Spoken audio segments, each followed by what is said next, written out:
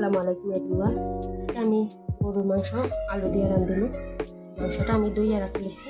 এখন আমি সবটা দিয়া সকল জাতের মশলা দিয়া মাখাই লইব। পরে আমি রান্নার যেটা দেখাই দেবো আপনারা।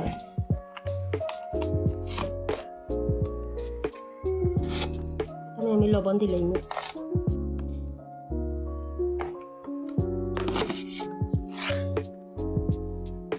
মরিচ,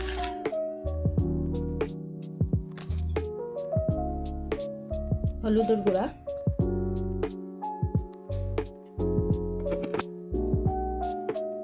পাঁচফোড়নের গুঁড়া দিলাম, দিমু জিরার গুঁড়া,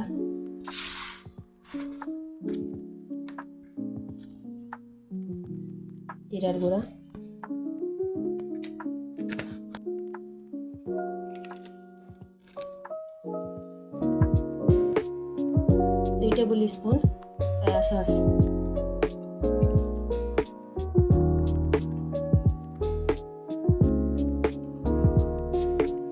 এক চামচ ভিনেগার,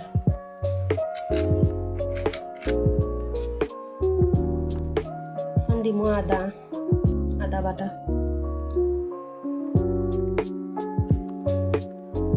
এখানে আছে আমার কাটা পেঁয়াজ কাটা আর রসুন কালি ওটা আছে, ওগুলো দিয়ে আমি সব কিছুরে সাথে মাখাই দিব।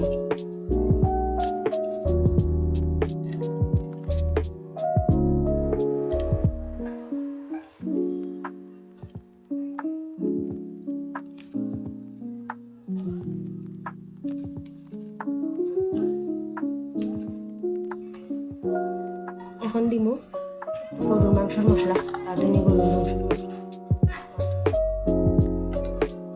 সবগুলার আমি একসাথে মাখাই নেব।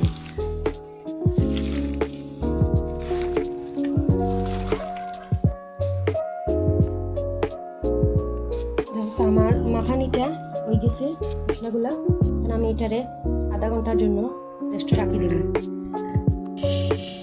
এখন আমি আমার কড়াই মাঝে তেলটা দিলেই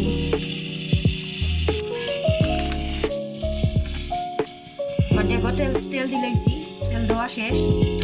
এখন আমি একটু ফিসা মশলা দিই,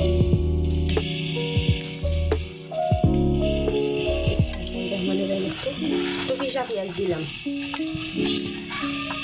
রসুন আর পেঁয়াজ একটু ফিসা পেঁয়াজ দিলাম। আর এখানে দিব আমি আস্তা মশলা, এলাচি, দারচিনি, তেজপাতা, এগুলো দিয়া বাজার করে আমার রেডি করা মাংসটা দিলেন। আগে মেরিনেট করা লাগে রাখছিলাম। মশলাটা আমার ভাজা হয়ে গেছে, আমার খুব সুন্দর একটা ফ্লেভারও বার হয়েছে। এখন আমি এই যে মাখাইল মাংসটা আমার দিলেন।